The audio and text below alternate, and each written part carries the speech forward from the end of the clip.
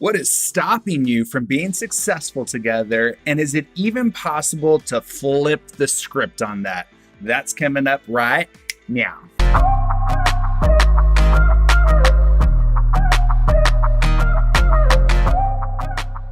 Hey, I'm Brian Garcia. And I'm Mary Nicole Bick. Welcome to Be Adventure Partners, where we help couples escape the box that society has unjustly tried to keep us in. Turn your idea into an awesome business that you both love together so you can create a life that you're actually really excited about. If you haven't yet, click that subscribe button and hit that bell so you can be notified every Monday, Wednesday, and Friday when we come out with fresh, piping hot, gluten-free, vegan content just for you. Exhibit A, you're not communicating. This is a problem when it comes to having a relationship and building a business together. It can be really easy to sit in the sidelines and kind of be a cranky pants. I know that I've done it. You've probably done it a little bit too, and you guys probably resonate. When something is happening in your business and you're like, I don't really know if this is working for me or if this isn't really something that I love doing, but I'm doing it anyways just to get it done. Communication is one of the biggest keys to making a business run. So when you're sitting there being a grumpy pants, think about, what's my part of this? How am I contributing to this situation not feeling so good? And then once you figure that out, once you take that kind of bird's eye view of how you're contributing, how the other person might be contributing, and then even coming up with a solution to how we can fix this. What can we do? What can you do in your business to create a solution to make things run a whole heck of a lot smoother? Then approach your adventure partner, bring up whatever's bothering you, take ownership for your side of it, and then you can both start working together, right? Yeah, absolutely. So what we found is from the get-go, just talking about and having the conversation, communicating essentially from the beginning and just saying, hey, let's be completely transparent about everything that we're doing. And anytime that we've got an issue or need to ask a question or feel like, there needs to be a little bit more information about something, that we have a open line of communication. So start off by having a conversation together about what it is that you're doing. Yeah. And specifically say, hey, let's make sure that our communication lines always stay open and that we don't bottle crap up inside of us. And we're able to actually have conversations as adults. And that is going to make things a lot smoother because now you've set a precedent for if we need to have a conversation about something that nobody's, feelers are going to get hurt or anything like that. And you're going to be able to create what it is that you want to create while being able to communicate super, super smooth. You don't have defined goals. Now, you can have a vision of what it is that you want to create, but if you don't have a goal set in place for accomplishing that mission and that vision, then you may not experience the success that you want. Like you may have a little bit of forward momentum, but you may not have the exponential, that whole hockey stick curve that they talk about. So they're saying, oh, if you want success, success looks like this. And really it's like a stair step sort of thing. Yeah. But whenever you think about it, having structured goals about where it is that you're going allows you to set benchmarks in place from the beginning to where you're going so that you actually have something tangible that you could look at and put check marks in that you're actually getting your goals accomplished along the journey. Heck yeah. I mean, when you know what your big grand scheme goals are, then you can break them down together on a daily basis. Brian and I both really like to journal. This has helped us out so much. What we'll do is we'll write in our journal, all the things that we need to do for the day. And then we have a powwow after that. And we go over the list of things. And, sometimes it's like, oh my gosh, you've got way too much stuff on that list. Let's break it down and simplify the list, because something that we're finding is if you set these mamma jamma goals for the day and you look at this list and you're like, oh, there's like 5,000 things on this list. Fuck that list. Start with a list that is more simple. If you can break your list down into a top 3 of goals for the day, these are my top 3 goals. And some of the goals you're going to work on together, and you're going to have a lot of fun working on those goals together. Other times, you're going to divide and conquer, and one of you will do these things, and the other person will do these things.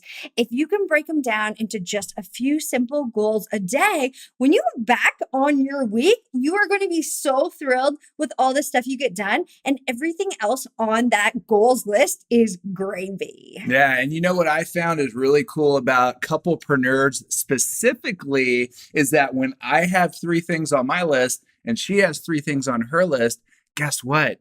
You just got twice as much done than if you were doing it on the solopreneur sort of entrepreneurial, like you're doing it by yourself sort of route. So Couple-Preneurs really have a leverage on solopreneurs because now you've got 2 minds. Yeah, 2 minds, are greater than one. You're able to like bounce ideas off of each other. Shoot, I might be sleeping in the middle of the night, wake up with a great idea, and I nudge Erin over here. I'm like, hey, I got an idea. And she's like, I'm sleeping. I'm like, but I got a good idea. So we go deeper into goal setting inside Get Your Goals On so that you can create some really awesome goals, whether you're a couplepreneur, a solopreneur, an entrepreneur, or a preneur of any kind. Yeah, and you can get those beautiful minds on the same page because that's really important when it comes to goal setting. Heck yes. Exhibit C. Not being consistent. Consistency is one of the biggest keys. Something that Brian and I are really finding out when it comes to building an audience, sharing content with the people who are expecting content from you. Once people start beating that drum, they start loving your business. Maybe smacking the tambourine. Once they start getting into your content, they expect to see content from you on a consistent basis. Before, we were not consistent. For a while, we put our business on hold on the social aspect of it to build a bunch of e-courses. We disappeared. Guess what? Our audience went way down. But once we became consistent, things started really moving forward. Our message to market changed. Our people started coming out of the woodwork saying, where the heck have you guys been?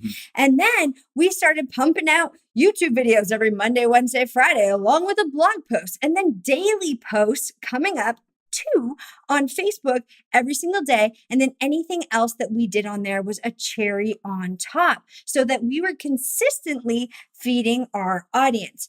Now, let's talk for just a quick second about consistency and just expectations of yourself. Not every day you're going to feel good. Some days you're going to be like, I don't really feel like even doing anything. Let's just kiss and cuddle and maybe watch a movie. Or, hey, maybe we should ditch working today and go spend an entire day at the beach. There's going to be days when you'd rather do that. That's totally normal. So something that we found super duper helpful is batching content. Batching content is sick. If you can bang out a whole bunch of videos or you can smash out a bunch of Facebook posts, schedule them, and even with blog posts, if you can do that, then on those days when you just want to kiss and cuddle, guess what? You can kiss and cuddle. Exhibit 4. Or were we on D? We're on D. Anywho, stay focused. Focus is one of the big things that really zaps couplepreneurs from getting the momentum and experiencing the success that they want in their business. When you have focus, it looks something kind of like this. So where is focus? How does focus happen? Where, people think, I just lack focus. I've got so many distractions, yet I feel busy all the time. I'm just busy. I just don't know what I should be doing. And, I find it hard to stay focused on what I know that I should be doing. Well, for me, I feel like focus starts with what you're interested in. If you're building a business that you're not interested in, it's going to be very hard to focus. Here's an example. Back when I was in university or college or whatever you want to call it, 4-year degree sort of thing, I found it very, very difficult to focus on the coursework. Reading the textbooks that were like super thick and super boring and super dry. I wasn't interested in anything, but I was told, you know what, Brian, you just need to get that piece of paper because it's going to land you a great job.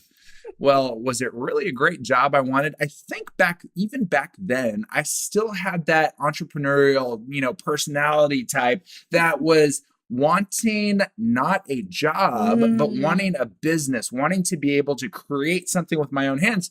And that's why I didn't have focus on that. And then, fast forward several years and several jobs later, focus started to become so much easier because I started learning the things that actually interested me.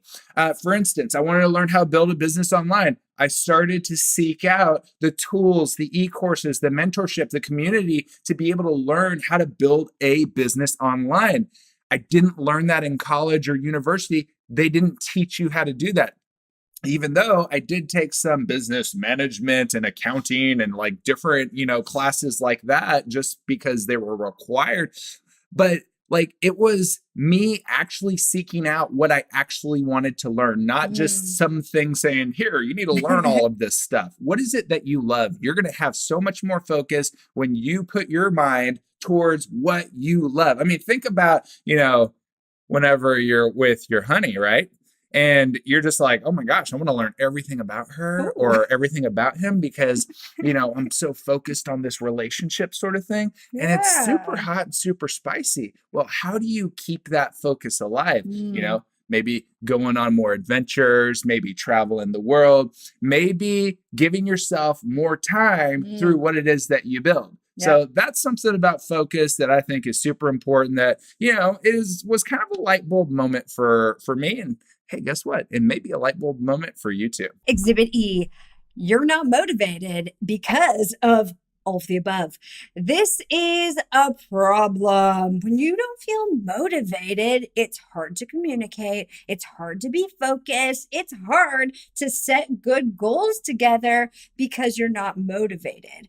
The cool thing is once you start, like Brian was saying, to really think about, okay, what do I love doing? What really sets me on fire? Where do my interests lie? How can we put, more of ourselves and what we love into this business? You should be asking yourself that. If you're not feeling motivated, start to really think about the stuff that you love, the stuff that you excel at, where you want to put all that beautiful brain power each day. Because if you are putting your brain power into stuff that doesn't feel good, stuff that is boring, stuff that is mentally draining, or things that are kind of like repetitive administrative tasks or something that you could spend a few dollars on to outsource, think about what you can offload and what you can bring in that is actually going to make you money, make you more motivated. Not being motivated is really a result of all the things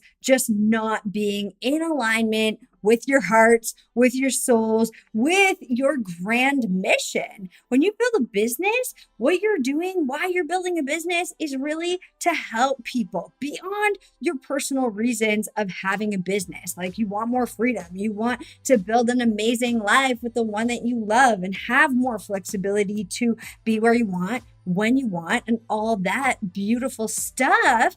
On top of that, there's this idea of building a business that actually helps people, whatever your product is, whatever your service is.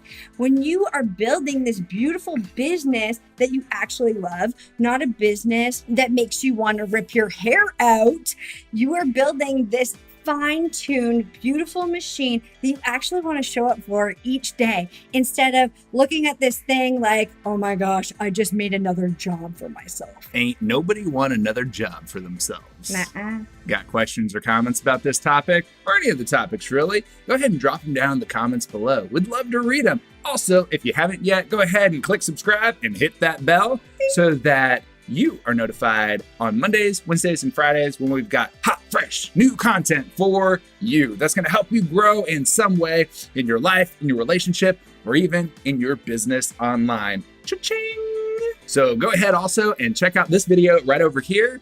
You're absolutely going to enjoy it. We know it. And until next time, friends, Adventure on. adventure on.